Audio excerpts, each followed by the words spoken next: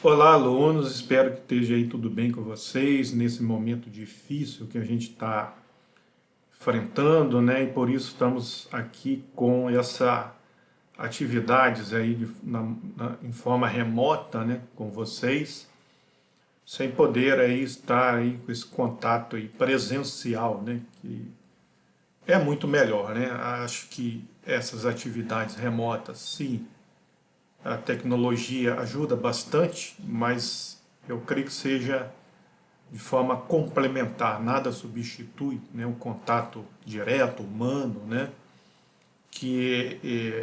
enfim, o calor humano, né, a gente sente falta disso, de estar aí em sala de aula com vocês, né. Mas, por enquanto, né, enquanto a gente não tiver uma solução aí para essa pandemia, né, a recomendação, né, isso, das autoridades de saúde e agora das próprias universidades, de um modo geral, é que a gente tem e da UF, né, é que a gente tem essas atividades de forma remota. Então aqui cumprindo o nosso dever, né, isso, começamos hoje aí a nossa caminhada aí pela disciplina de economia monetária e financeira. Então hoje a aula um, a oferta de moeda, ok? E, bom, essa aula vai ser dividida em duas partes, eu vou gravar dois vídeos, porque são dois capítulos do livro que a gente vai usar, tá? Que é a gente vai usar para essa parte de oferta de moeda, os capítulos um e 2 do Cardim de Carvalho, tá? Economia Monetária e Financeira e Teoria e Política, da Elsevier 2017, que é a versão que eu tenho aqui, ok? Uma primeira ressalva que eu vou fazer é que eu não necessariamente eu vou seguir a ordem dos capítulos, tá? Eu me sinto mais confortável em apresentar uma ordenação diferente a vocês para que a minha explicação fique melhor, tá bom? Melhor, mais didática, mais fácil de vocês acompanharem o raciocínio, tá? Ok? Então vocês vão lendo aí os dois capítulos, tá? Mas vocês vão notar que eu não vou seguir a ordem sugerida pelo Cardim de Carvalho, ok? Então, feita essa ressalva, vamos lá, né? Então, nessa parte um, a gente vai ver, então, para que vocês possam aí, se localizarem aí nos capítulos, né? A gente vai falar, então, nessa parte um das funções da moeda, tá? O Cardim é bem breve, tá? É bem breve, ele não...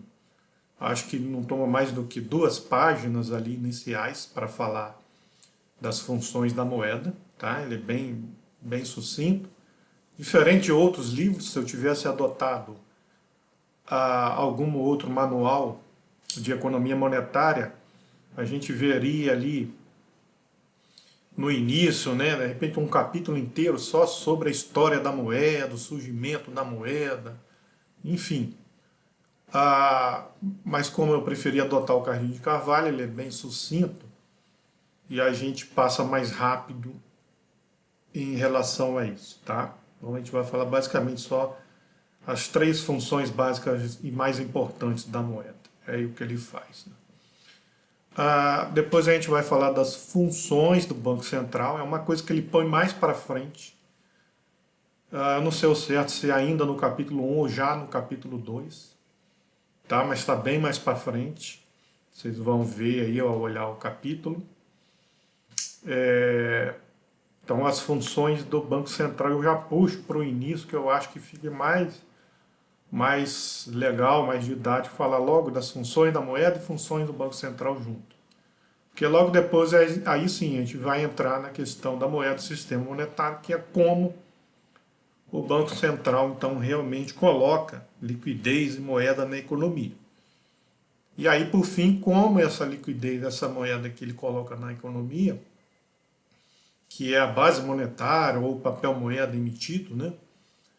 A gente vai ver que são são a mesma, rigorosamente são a mesma coisa, tá? Então a gente vai ver como os bancos multiplicam essa liquidez, tá? Que o Banco Central colocou em circulação. Então isso que a gente vai ver nessa parte 1. Então começando aí com as funções da moeda, né? Então a moeda ela possui 3 funções principais, tem outras, tá, gente? E se vocês pegarem outros livros de economia monetária, tem livro que explora mais isso, tá? Então tem outras funções da moeda, menos importantes, não que não sejam importantes, mas menos importantes. Mas a gente resume aqui, conforme o Cardin, as 3 funções, né, mais importantes, né, aquela realmente que vocês têm que saber. A função de intermediário de trocas, tá? De medida de valor e de reserva de valor, ok? Ao longo do curso, você já deve ter tido contato com isso. Então, por isso que eu prefiro aqui uma estratégia, assim conforme o Cardin, de ser mais breve e a gente não tomar muito tempo da disciplina com isso. Porque eu acredito que nas disciplinas de pensamento econômico e mesmo na área de macro, né, desde lá de introdução à economia, por exemplo, depois nas disciplinas de macro, de uma certa forma isso já foi tratado, ok? Então a minha experiência é que se a gente perde muito tempo com isso, com a história da moeda, os alunos sempre falam, professor, está repetitivo porque a gente já viu isso em outras cadeiras, né? Então, em outras disciplinas, né? Então eu sigo a estratégia do Cardin de ser mais breve, relembrar isso e descrever realmente a sua importância para o nosso estudo. Tá, aí sim, é legal relembrar porque em alguma dessas cadeiras já tem algum tempo que vocês cursaram elas, então vocês já devem ter aí, precisando aí rememorar, né, isso, buscar lá na memória, no fundo da memória de vocês, alguma dessas definições, já que as cadeiras de PEC são dadas lá bem no início, a introdução é no primeiro semestre, macro 1, que eu acho que toca um pouco mais nisso também, no segundo semestre. Então faz bastante tempo que vocês já viram aí isso, então é bom a gente rememorar, mas sem ficar estendendo muito essas explicações, tá bom, gente? Feita mais essa segunda ressalva, então vamos lá. Então o que é a função da moeda de intermediário de troca? É a função mais básica e principal porque ela faz a intermediação das trocas entre duas mercadorias, dois produtos distintos ou serviços, ou seja, eliminando aquela necessidade inicial lá da economia de escambo, né? Certo? Então lembrar lá que inicialmente a economia começa a chamada economia de escambo, onde as trocas eram feitas de maneira direta, não é isso? Então você é uma pessoa que, por exemplo, produzisse arroz e quisesse feijão, por exemplo, teria que necessariamente encontrar uma pessoa que tivesse o feijão, né, excedente, sobrando para trocar, e que quisesse arroz, né? Então isso que era o mais importante. Então as trocas elas tinham que ser coincidentes. Então eu tenho arroz sobrando, quero trocar arroz por feijão, alguém tem feijão sobrando e quer trocar feijão por arroz. Então notem a dificuldade, né? Às vezes você tem arroz sobrando, o cara tem feijão, mas ele não quer arroz, ele quer carne, ok? Então não haveria a troca, isso impossibilitaria a troca, ok? Então o dinheiro, né, a moeda, ela vem nesse momento permitir o quê? Mas eu tenho arroz, quero feijão. O cara que tem feijão não quer arroz.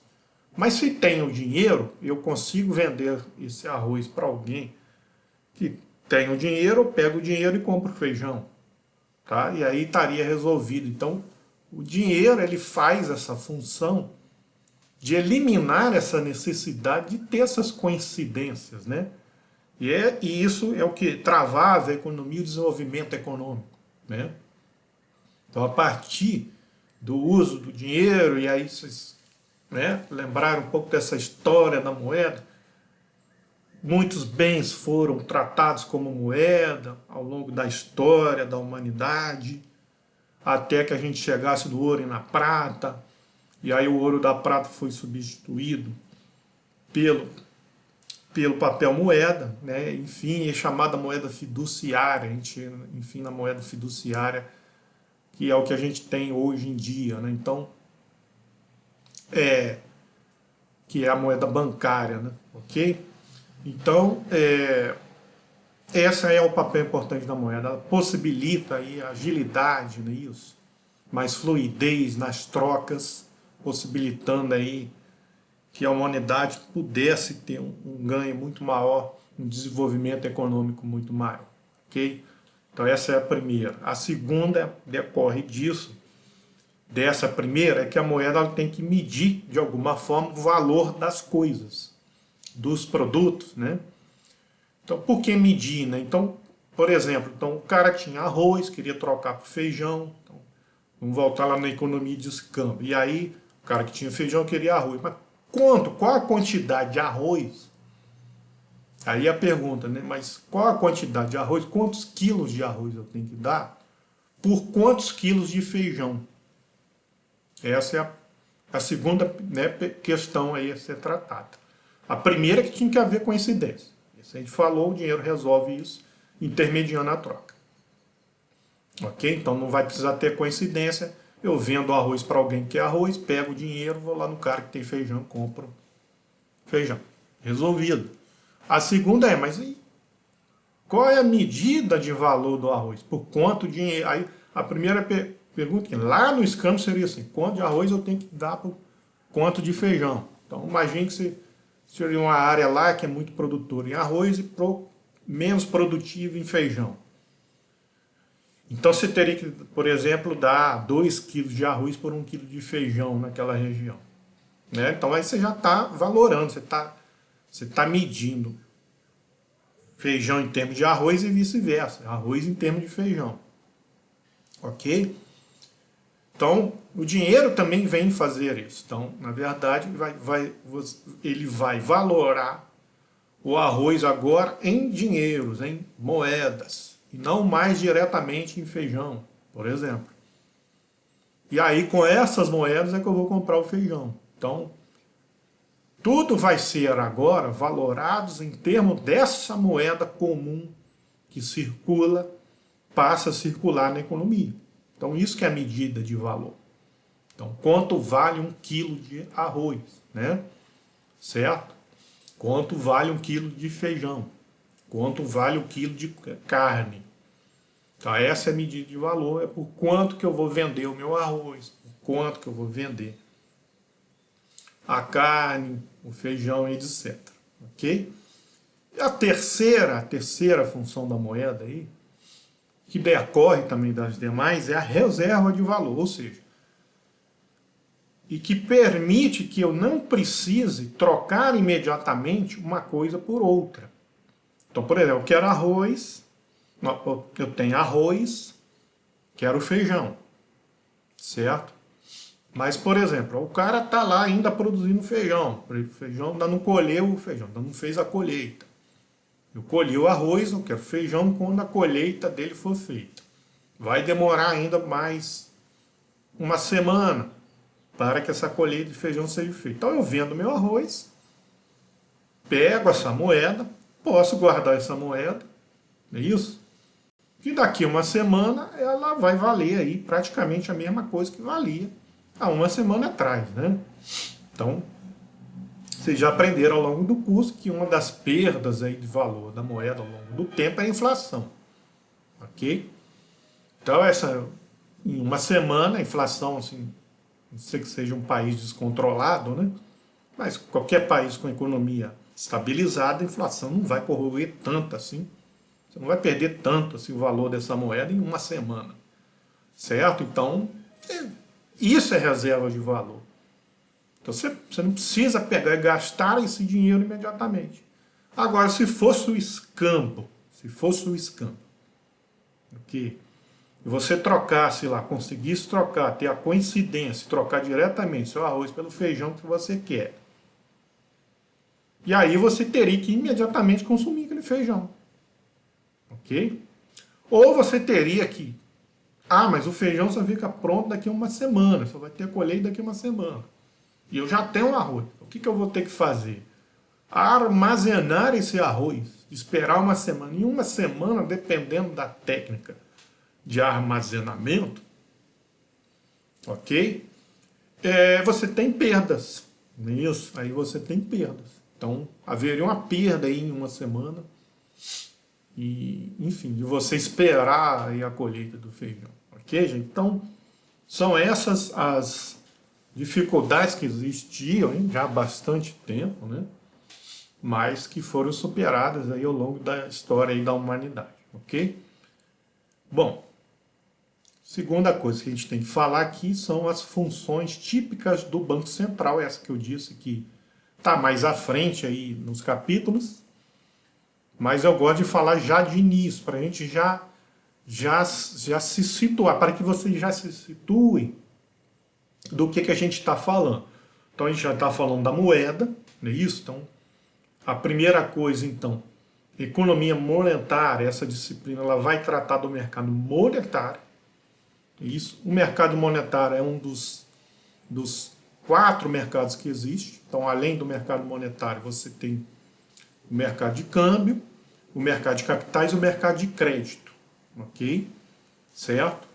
Então, essa disciplina a gente vai tratar do mercado monetário. E o que é o mercado monetário? Nada mais é do que a relação do Banco Central com os bancos, ou com as instituições financeiras de modo geral.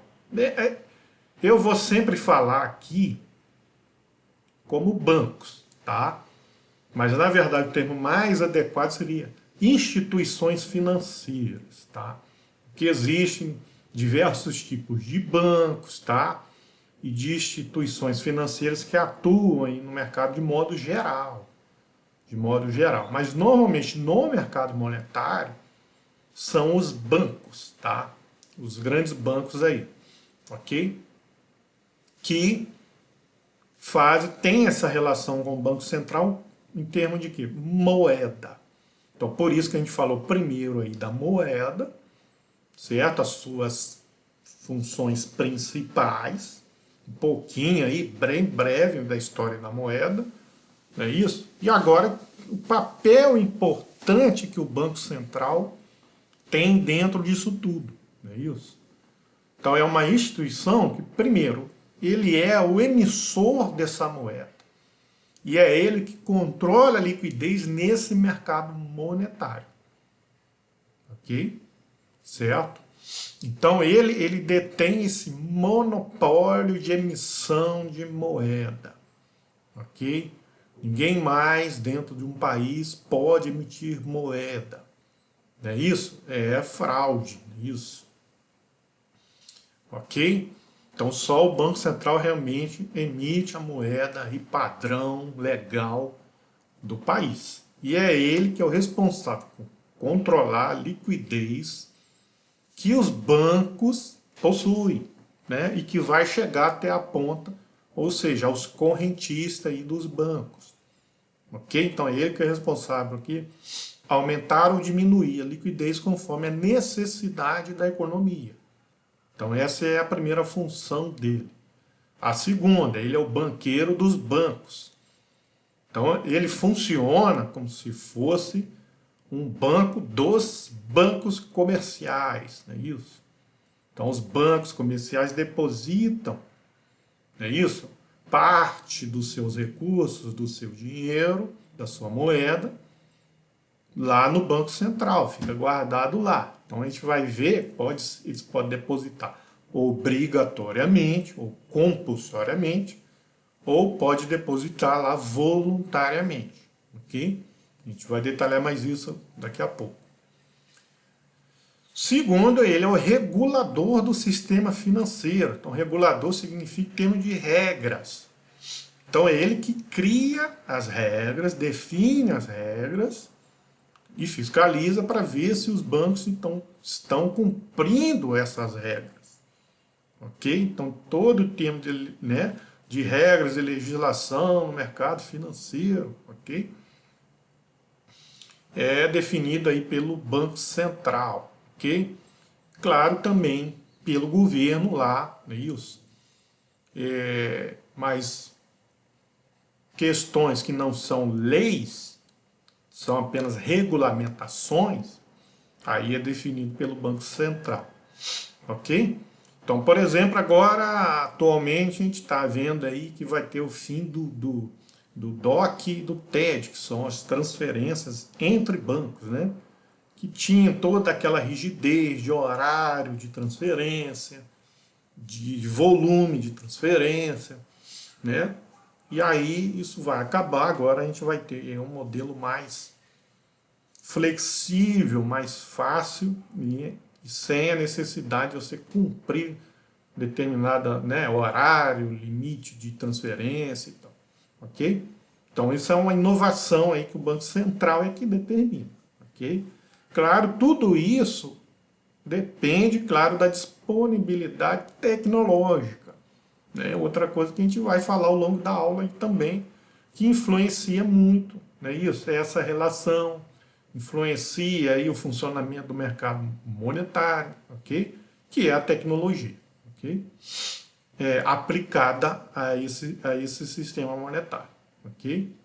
E por fim, o Banco Central é o depositório das reservas internacionais do país, né? Isso é interessante porque o Brasil não é uma economia dolarizada, ou seja, não é uma economia que o dólar circula livremente na economia, tá? Né? Na verdade, né, por lei, por regra do Banco Central, quem recebe em dólar, quem, né, exporta, exportadores, ou pessoas, né, recebem, vendem alguma coisa e recebem em dólares, investimentos que entram no país em dólares, isso tudo é obrigado a ser convertido em reais, né? Então, se você vende alguma coisa para fora do país e recebe em dólar, você é obrigado a converter isso em reais. Os bancos, por sua vez, também não podem manter reservas em dólar, então é obrigado a converter em reais junto ao Banco Central. E aí o Banco Central fica com esses dólares no fim das contas, ok? E aí ele vai formando o que a gente chama das reservas internacionais, ok? Professor, mas eu posso guardar dólares em casa? Tá, pode. Todo mundo pode ali ter um cofre, guardar dentro de casa alguns dólares. Muitas pessoas têm dólares guardados nisso. Isso não é proibido. O que eu estou dizendo é que nós não somos uma economia aonde legalmente, né, o dólar ele é aceito, por exemplo, para transacionar mercadorias, produtos dentro do mercado doméstico. É isso? Enfim, alguém você pode dizer assim, fulano, tal empresa aceitem, né? Aí é uma condição específica lá daquela empresa que aceita receber os seus dólares. Ok? Mas determinada pessoa me vendeu em dólares. É uma condição específica, né? Ela não é obrigada a aceitar os seus dólares, né? Em âmbito nacional, né, uma empresa, é isso, e até o trabalhador, eles têm que receber em reais, ok? E aí são obrigados, então, qualquer pessoa, qualquer cidadão de posse de reais pode comprar qualquer coisa dentro do país. Você não pode nem ser proibido de adquirir nada. Mas com dólares, não. Você vai chegar com dólares numa determinada concessionária de carros e... eu quero pagar em dólares. Vai depender se a concessionária quiser aceitar. Ok? Se ela não quiser, ela não é obrigada. Não quero dólares. Ok? Certo? Porque depois eu vou ter todo o trabalho de ter que depositar esses dólares no banco, convertê-los em reais, enfim, ok? Então a gente sabe que, enfim, A gente fala no mercado legal, né? Existe todo um mercado aí, supralegal, que aí pode acontecer essas coisas, certo? Mas no mercado legal, dentro da legislação do nosso país, o correto é que seja depositado no banco, o banco reconverte isso também em reais, e esses dólares, no fim das contas, vai parar lá no caixa do Banco Central, e ele guarda formando as reservas internacionais, ok? A gente vai falar mais sobre isso ao longo do curso, isso é um tema que vai voltando, tá? Aqui a gente está fazendo a base do nosso conhecimento, e mais para frente, quando a gente falar de política econômica, ok? Chegar na parte de política econômica, a gente vai voltar nesses assuntos. Bom, feitas essas primeiras explicações, vamos lá, enfim, para a oferta de moeda, como é feita a oferta de moeda. Então, se vocês vão ver aqui no capítulo, esse emaranhado de siglas, ok? E equações, certo? Não é nem equações, tá, gente? São identidades, né? E aí eu fiz um fluxograma aqui para vocês, para que fique aí mais didático, ok? Como é que acontece isso? Então vamos lá. Inicialmente lá, o Banco Central emite uma determinada quantidade de moeda. Aqui eu botei papel moeda emitido, porque fica mais visível para vocês. É o que ele foi lá, pediu para que a Casa da Moeda emitisse. E basicamente a gente pode falar que também isso é a mesma coisa que a base monetária, ok? Mas eu prefiro pôr papel moeda emitido, que é aquilo de fato que foi emitido, nem tudo, nem toda a moeda que foi emitida, ela vai para o mercado monetário, para os bancos, ok? Uma parte fica retida no Banco Central, ok? Essa parte fica retida lá no próprio Banco Central, uma parte fica retida, são chamados encaixes compulsórios, ou seja, e os encaixes voluntários. Esses encaixes, então a soma disso a gente vai chamar de caixa do Banco Central. Ok? Os encaixes compulsórios, ou mesma coisa que obrigatórios, é aquele volume de moeda que pertence aos bancos, tá? Comerciais, mas que o Banco Central, por ser o banqueiro desses bancos, ele faz o que? Olha, você é obrigado a manter parte dessa moeda comigo. Então, é dos bancos, tá? Tanto que isso aqui, depois quando a gente vê na parte 2 dessa aula, a gente vai ver o balancete, isso aqui fica no passivo do Banco Central. Ok? Então, esses encaixes compulsórios são dos bancos, mas obrigatoriamente fica retido, né, no Banco Central. Não é isso? Porque o Banco Central não dá dinheiro para os bancos, né? Ele empresta, ok? Quando os bancos precisam, mas aí ele fala, mas uma parte tem que ficar comigo compulsoriamente, ok? Desse empréstimo. A gente vai falar mais sobre isso quando chegar na parte lá de política econômica, tá? A gente vai retornar, isso vai ficar mais claro. Mas, por enquanto, o que a gente tem que dizer é que essa parte compulsória ou obrigatória, por que que o Banco Central pede isso? É para segurança. Lembra que uma das funções dele é manter a segurança e o bom funcionamento do mercado monetário. Ok? Então, por segurança, caso algum banco passe por dificuldades e precise de liquidez, existe uma reserva. Certo?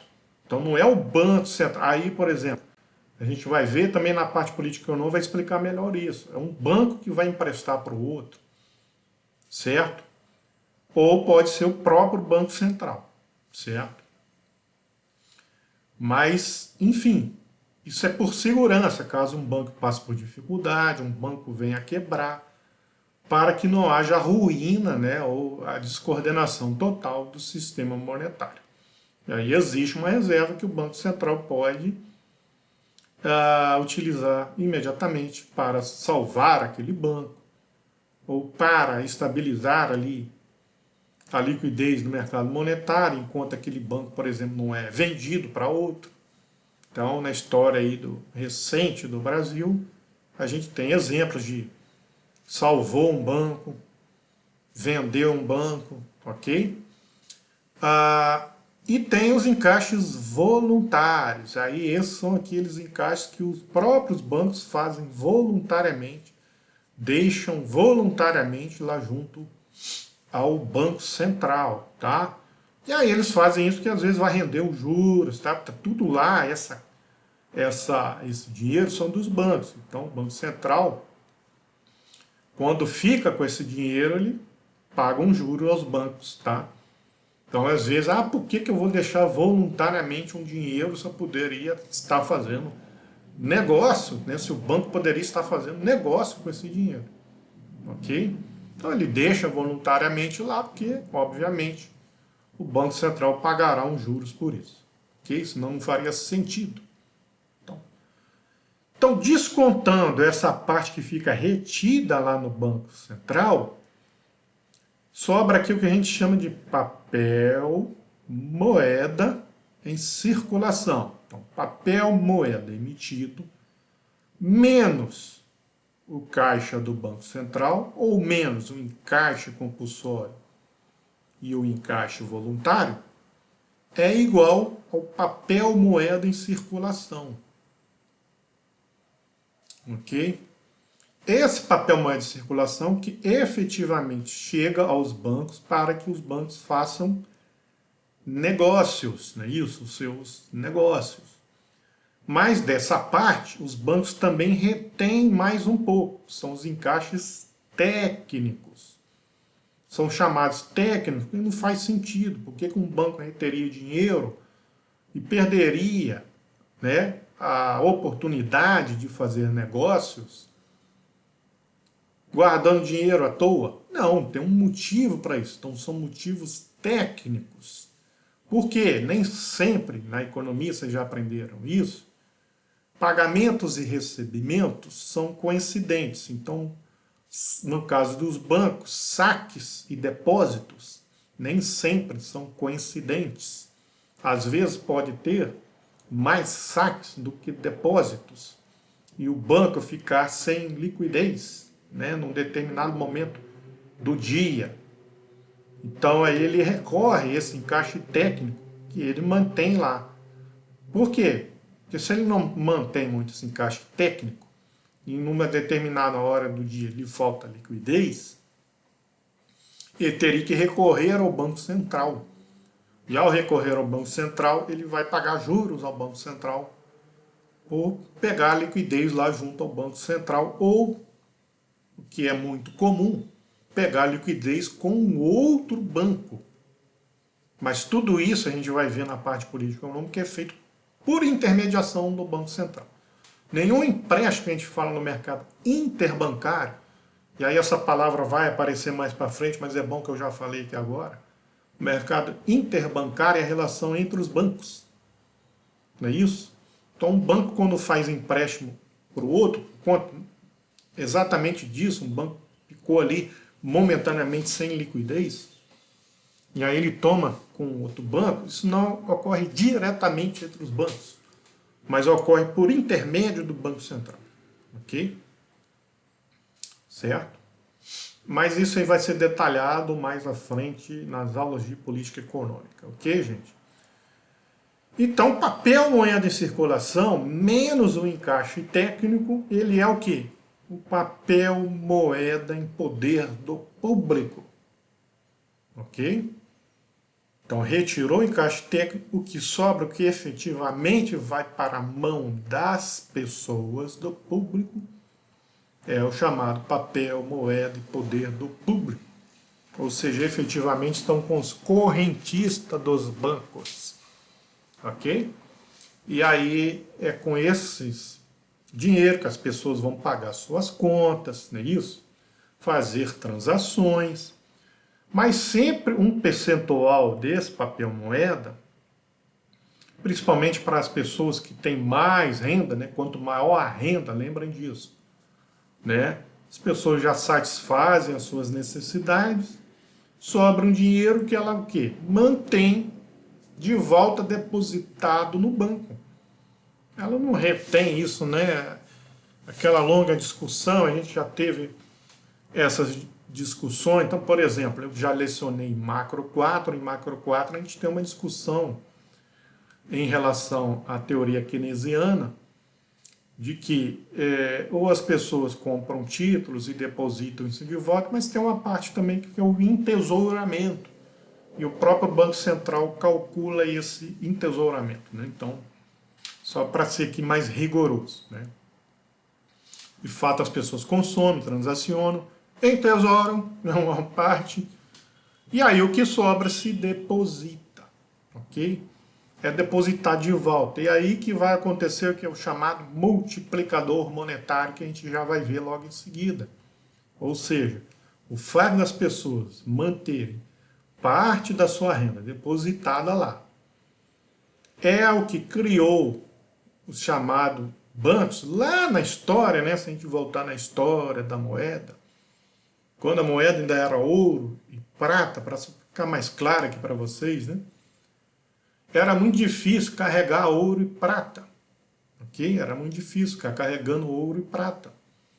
É pesado, não é isso? Era perigoso, havia muitos assaltos, né? Lembra lá da história dos piratas, né? Assaltavam navios que carregavam ouro e prata.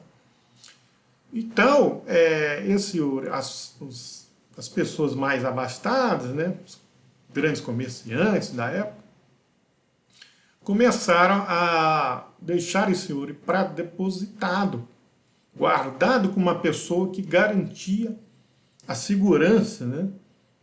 A segurança daquelas moedas, barras de ouro e de prata guardadas. E essa pessoa que mantinha a guarda, né, do ouro e da prata, ela emitia um certificado de depósito, ok? E aí o que começou a acontecer? Esses certificados de depósito começaram a circular na economia, ok? Começaram a circular na economia no lugar do ouro e da prata. E aí surgiu, né, isso, a moeda de papel, ou moeda papel, isso, ok? No lugar do ouro e da prata, né? Aí depois, com o tempo, né, esse cara que calculava o ouro da prata percebeu que nem todo mundo que depositava lá ou deixava ouro e prata com ele voltava para pegar todo o ouro e a prata. Sempre ficava lá, claro que assim, não ficava sem dono, mas o cara não transacionava tudo, todo o ouro e a prata que tinha. Então o que ele começou a fazer? Ele começou a pegar esse ouro e essa prata e começou a emprestar para outras pessoas. E aí ele começou a ganhar juros em cima disso, né? Então, dali começa a surgir o negócio bancário e a coisa desenvolve, vai desenvolvendo ao longo da história. Aí, então, só para a gente abreviar, né, isso, ao longo da história se desenvolve aí para papel moeda, nisso, e a chamada moeda fiduciária. Enfim, então só para dizer que como as pessoas deixam parte do seu dinheiro depositado lá e não usam imediatamente, às vezes fica meses, anos depositado lá, na verdade, é claro, hoje em dia a pessoa que não vai usar imediatamente o dinheiro já procura uma aplicação financeira, e é exatamente esse dinheiro que os bancos vão pegar e vão utilizar para fazer os seus negócios, vão pegar e vão emprestar para outra pessoa. E com isso o banco acaba ganhando juros. É claro que ao longo do tempo, tá, gente, da história, hoje em dia o banco ele já detém a maior parte, é dinheiro próprio, né? Não é só dinheiro dos correntistas, né? Os bancos possuem muito dinheiro próprio, ok? Mas é claro, ele tem que remunerar os investimentos e tal, mas boa parte dos bancos já possuem dinheiro próprio. Mas é claro, boa parte dos negócios é feita com dinheiro dos próprios clientes, ok? Então é isso. Então a gente vai ver agora no multiplicador monetário que é esse fato desse percentual de depósito à vista nos bancos comerciais é que, tá gente, não confundam aqui, eu sempre fico tentando mudar essa nomenclatura, mas eu acabo seguindo o que está no livro, mas isso fica confuso, porque aqui é Banco Central e aqui é Banco Comercial. Então aqui depósito à vista no Banco Comercial, ok? Então não confunda aqui que aqui é a Caixa do Banco Central, ok? Então enfim, então aí a gente chega em todas essas equações, então vou voltar aqui nas equações, então papel moeda emitido menos o caixa do Banco Central, é o papel moeda de circulação. Então papel moeda emitido, papel moeda de circulação, mais o caixa do Banco Central. O caixa do Banco Central é o encaixe compulsório e encaixe voluntário. Então a gente pode falar que papel moeda emitido, papel moeda de circulação, mais encaixe compulsório, mais encaixe voluntário. Ok? Por sua vez, papel moeda de circulação é um papel moeda de poder do público, mais os encaixes técnicos. Então, esses encaixes que os bancos fazem no seu próprio caixa. Então, os encaixes totais. Então, quando vocês verem no livro, preste atenção. Encaixe com T minúsculo, encaixe técnico. O encaixe aqui com T maiúsculo, os encaixes totais. Então, encaixe totais é a soma dos encaixes técnicos, aqueles que ficam no próprio caixa do banco comercial, os encaixes compulsórios, os encaixes voluntários, esses dois ficam lá no Banco Central, no caixa do Banco Central. Então a gente pode dizer que o papel moeda emitido é o papel moeda de poder do público, mais os encaixes técnicos, mais o caixa do Banco Central, ou o encaixe total, né? Caixa do Banco Central mais encaixe técnico é o encaixe total. E isso tudo é a base monetária, ou seja, a base monetária é igual ao papel moeda emitido, ok? Só porque ao longo do texto, né, às vezes isso fica meio confuso, então vocês tenham atenção a isso. E por fim, os meios de pagamentos, aquilo que efetivamente pertence ao público, aos correntistas dos bancos, é o papel moeda de poder do público, mais o depósito à vista nos bancos comerciais, ok? Então é isso, só para vocês verem que ficou bem didático isso aqui, e aí vocês acompanham aí. Bom, enfim, vamos lá, o multiplicador monetário, então, como a gente disse, parte do que fica depositado no Banco Central, desculpa, gente, voltando, então, como eu disse, parte do que fica depositado nos bancos comerciais, ok? As pessoas não utilizam imediatamente, então o banco aproveita, pega esse dinheiro e empresta para outra pessoa. É claro que essa pessoa está ganhando juros, tá, gente? Essa pessoa que deixou lá, a gente fala assim, depósito à vista. A gente depois vai ver que existem diversos tipos de depósito, de investimento, que rendem juros, obviamente. Então esse correntista que deixa depositado lá, ele não está perdendo dinheiro, né? Diferente daquele cara lá de trás que deixava o ouro lá, não voltava para usar imediatamente, então ele acabava perdendo. Então, o cara, aí lá, né, atrás realmente, o banqueiro, lá os primeiros banqueiros ganhavam em cima desse outro cara, mas hoje em dia não, hoje em dia a pessoa deixa depositado lá, não é isso? No mínimo a pessoa tem uma conta remunerada ou deixa na poupança, e aí está ganhando alguns juros, ok? Então, gente, vamos lá para o multiplicador monetário, não é isso? Então, a gente começa aqui com a equação dos meios de pagamentos. Então, meio de pagamento é igual papel moeda de poder do público, mais depósito à vista dos bancos comerciais. A gente vai dividir tudo por meio de pagamento. Então, vai ficar meio de pagamento por meio de pagamento, papel moeda de poder do público sobre meio de pagamentos, e depósito à vista dos bancos comerciais sobre meios de pagamentos. Então, a proporção de papel moeda de poder do público sobre meios de pagamentos, a gente chama de C. A proporção de depósito à vista sobre meios de pagamento, a gente chama de D. Ok? Então, claro, meio de pagamento sobre meio de pagamento será 1. Ok? Então, C mais D vai ser igual a 1. Essa é a nossa primeira conclusão aqui. Então, se as pessoas mantêm muito papel moeda em seu poder, menor será o D, né? Isso. E vice-versa. As pessoas depositam muito no banco, maior será C. Certo? Bom, outra coisa que a gente precisa pegar são os encaixes técnicos. Desculpa, os encaixes totais. Então preste atenção aqui, gente. T maiúsculo. Então são os encaixes totais. Então aqui inclui os encaixes técnicos, os encaixes compulsórios e os encaixes voluntários. Então isso é uma proporção do que as pessoas mantêm depositado. Então, na verdade, de tudo aquilo que os correntistas mantêm depositado, uma parte fica no próprio banco como encaixe técnico e outra parte vai para o Banco Central, na forma de depósito compulsório, encaixe compulsório ou encaixe voluntário, ok? Certo? Então a gente vai chamar essa proporção de Ezinho aí é minúsculo, ok? Então essas são C, D e E. Guardem isso, as nossas principais variáveis aí para calcular o multiplicador monetário, ok? Então, como a gente quer calcular o multiplicador monetário, ou vocês podem ouvir falar também multiplicador da base monetária, certo? Então, a gente precisa pegar a equação da base monetária.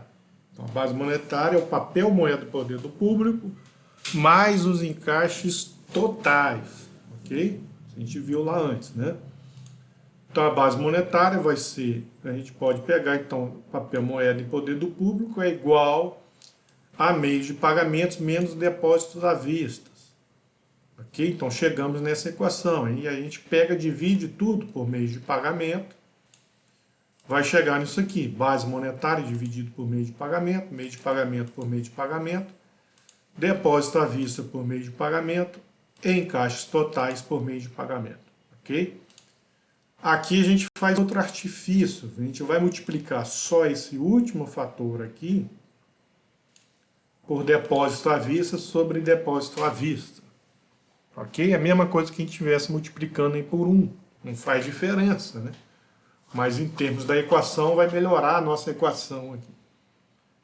Então, como está tudo multiplicando, eu posso fazer essa inversão, que aí eu vou ficar com encaixe técnico sobre depósito à vista, que aí eu saio disso aqui, que aqui eu tenho encaixe técnico, desculpa, encaixe totais sobre meios de pagamento, mas o nosso Ezinho, ele é encaixe totais sobre depósito à vista. Então eu não conseguiria substituir aqui. Então, para conseguir substituir, eu lanço mão desse artifício, inverto aqui, está tudo multiplicado, posso fazer essa inversão, e aí eu chego a duas coisas que eu tenho. Então isso aqui eu tenho, que é 1, já substituo aqui, vai ser 1. Isso aqui eu tenho, que eu chamei de D. Isso aqui eu tenho, foi o que eu chamei de E. E isso aqui de novo eu tenho, que é o que eu chamei de D. Ok?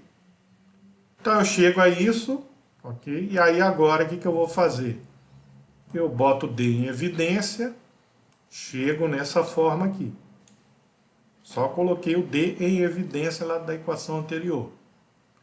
E agora eu inverto aqui a equação, passo MP para lá, está dividindo, vai multiplicando, e isso aqui vai estar multiplicando, eu passo dividindo. E aí eu chego nessa equação, que os meios de pagamento é igual a base monetária sobre 1 menos D vezes 1 menos E.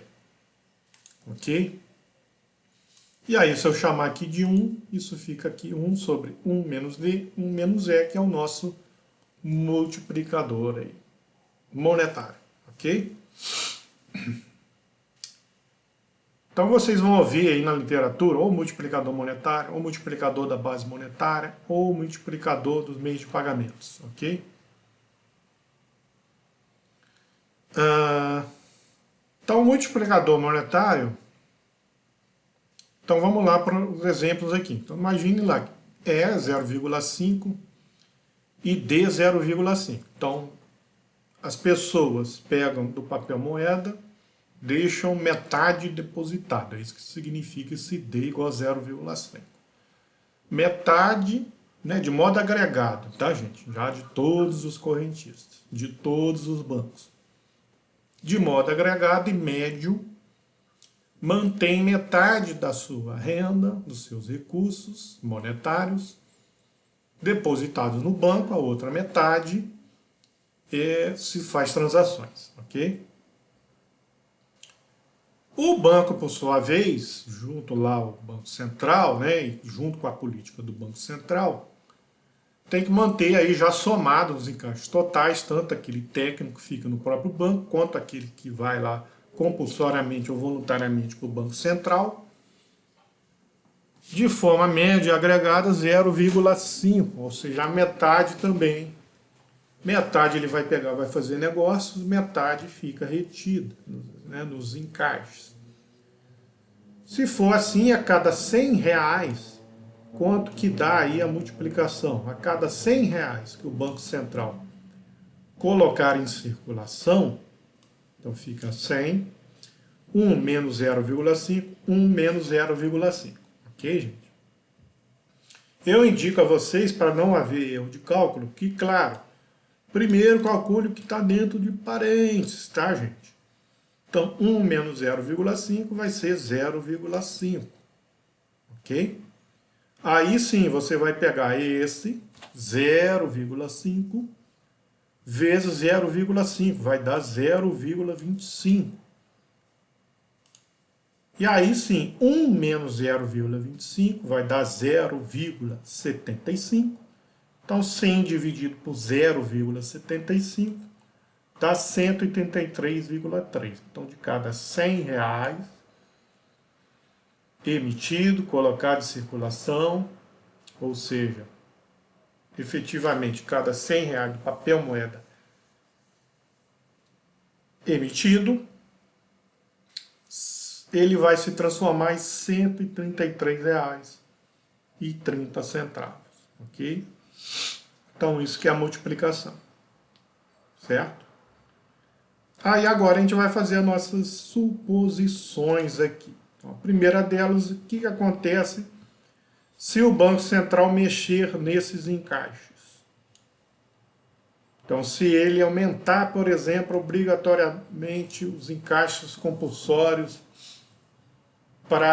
de forma que esses encaixes totais aumentem para 0,8.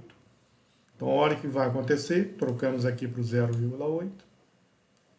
Então, 1 menos 0,8 vai ser 0,2. 0,5 vezes 0,2 dá 0,1. Então, na verdade, olha o que aconteceu. Vai ser 100 dividido por 0,9 vai dar 111,1. Olha como é que cai a multiplicação. Então, essa é a política de elevação dos encaixes compulsórios. É para diminuir o multiplicador e tentar aí restringir a liquidez da economia. Ok, gente? E, ao contrário, se ele diminuir os encaixes, olha o que aconteceu. A multiplicação aumentou. Isso para 153,8. Ok, gente? Então, quando ele aumenta os encaixes, diminui o multiplicador. Quando ele diminui os encaixes, aumenta o multiplicador. Então, vai aumentar, no fim das contas, os meios de pagamento. Mais um exemplo aqui é a mesma coisa que já estava lá, tá, gente? Agora, o segundo exemplo aqui é a variação dos depósitos à vista. Então, o que acontece se o público deposita mais ou menos dinheiro nos bancos? Se eles aumentam os depósitos, então a gente muda aqui para 0,8, isso vai aumentar, tá vendo? Em relação ao 133,3 anterior, agora a gente vai ter 166,7. Ok? Então aumentou. Então, se aumenta os depósitos à vista, o banco vai ter mais dinheiro para fazer negócios, vai fazer mais negócios, vai emprestar mais dinheiro e a moeda vai multiplicar mais. Se deposita menos, olha como é que cai, 117,6. Se as pessoas retêm mais dinheiro, ou seja, por exemplo, lá o entesouramento, como eu disse antes, a multiplicação diminui. Ok, gente? Então aí, para finalizar, né, em suma, o Banco Central pode controlar a quantidade de meios de pagamento na economia, né? Certo, gente? Então lembre-se lá das aulas de Macro 3, né? Vocês fizeram aí Macro 3 comigo, já que eu estou lecionando a disciplina de Macro 3 já há muito tempo. Lembra que eu falei sobre isso, sem entrar em detalhes, claro, esses detalhes agora, mais técnicos, né? Mas eu falei disso lá quando eu falei sobre a política da escola monetarista, nisso, lá do Milton Friedman. Que eu falei assim, os bancos acabaram, os bancos centrais, né, pararam de utilizar a política monetarista lá de Milton Friedman, dada a dificuldade nisso do Banco Central controlar aí a liquidez da economia. Realmente hoje é mais difícil, mas a gente acabou de ver tecnicamente que existe mecanismo, ok? Então ele pode controlar essa liquidez diretamente ou controlar a base monetária, certo? Ele pode tentar controlar o multiplicador, não é isso? Fazendo-o diretamente através da variação do percentual das reservas compulsórias. Foi esse exemplo que a gente deu, então ele mexendo nas reservas compulsórias. Ou ele pode também interferir indiretamente sobre o valor, impondo taxas punitivas nas operações de redesconto, que é o que a gente vai ver quando chegar lá em política econômica, né? Que é chamados quando o Banco Central empresta dinheiro aos bancos. Então ele pode aumentar a taxa de juros de empréstimo, que é o chamado redesconto, ok? Então essas são as formas aí, e aí a gente depois parte aí, tá, gente? Então, like agora para a parte 2. Um abraço.